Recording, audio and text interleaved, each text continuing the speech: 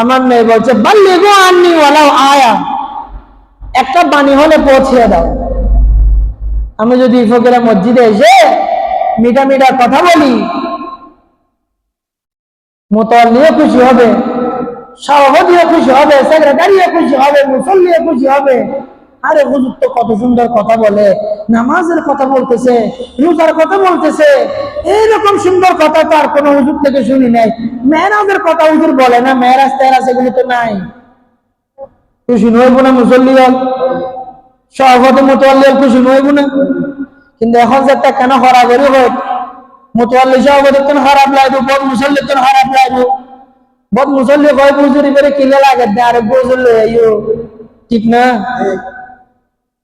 কিন্তু আমি তো আমার নবীর কাছে ধরা খাবো, মৃত্যুর 1 সেকেন্ড গ্যারান্টি নেই। আজকে জুমা শেষ, বাসায় পৌঁছানোর আগে হয়তো আমার মৃত্যু চলে আসবে, তো কবরে আমার নবীর জবাব কি দিব?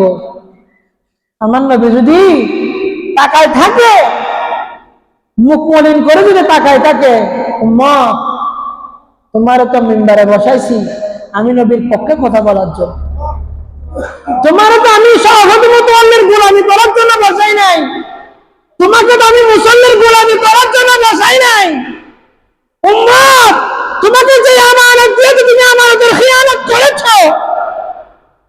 কোনো জবাব আছে? আছে কোনো জবাব? জাহান্নাম যারা উপায় আছে?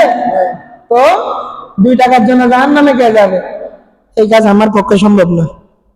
আল্লাহ আমাদেরকে হেফাজত করুন।